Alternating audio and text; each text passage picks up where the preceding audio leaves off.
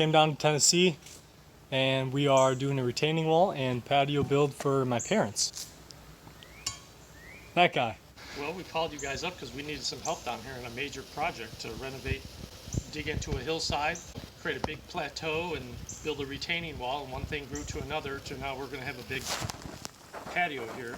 We bought some big retaining wall blocks and use that as the perimeter so that from down below grade, when you look up at it, the whole rock patio will look like it's a floating deck up here, up against a retaining wall that'll be 3 feet high behind us. So you can see the relief of the ground that comes up about 5-6 feet. And then all this retaining wall with a big stone deck to it will be finished off that way. So that's what we're looking to accomplish. Dad he's been in the construction world for a while and is back into roofing now in Tennessee, but needed some young guys to come down and help him out with the retaining wall piece. Happy to come down and do a project for the family. Shout out to G&M Outdoor Services. Thanks for the shirt, Garrett.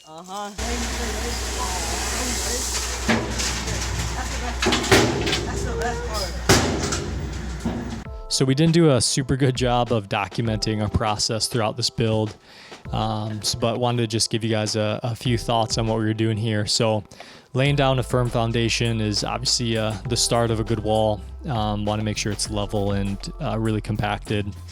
And we use a 3/4 cut angular stone for our foundations. We find that it works really well with drainage, and the angular cut to the stone, they really lock into place really well. So that's what we're using for the foundation work. And we actually decided to change the shape of the wall. It was originally on this angle, and here we are just compacting the soil. When you change stuff like that, you need to make sure that the soil is kind of recompacted and make sure it gets back when you disturb it. So from its natural kind of resting soil. We decided to use a foundation block as well on top of the 3/4 clear. And we decided to do that because we were using a new product for our retaining walls. It's called BellGuard, the BellGuard modular block system. And my mom really liked the look of the wall.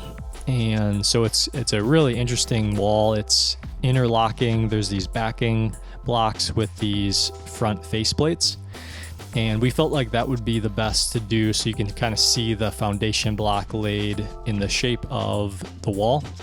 And here we are putting the BellGuard modular block system together. It was a fun learning process. Obviously doing something new, you're never really exactly sure how it's going to work out, but we figured it out while we were going. And you can see the 3/4 clear in front and in back of the wall. We want to just make sure that this thing has a really firm base here. And yeah, it's looking really good now. So yeah, it was a really cool wall to build. It was about, I think it's like an 80-foot long wall. Here you can see some drainage. We did some drain tile in back just to help with the moisture content in clay. It's a little bit different than a lot of our Minnesota soil. So we had to account for that when building this wall as well with the hydrostatic pressure, and wanted to make sure that there was enough drainage in back. And we kind of added in some extra layers of protection, including this drain tile here. So yeah, super fun project for my parents. This is the kind of part one of this project. And we're going to get to, there's a part two when we actually put together the patio as well. But wanted to give you guys some insight on what we've been up to.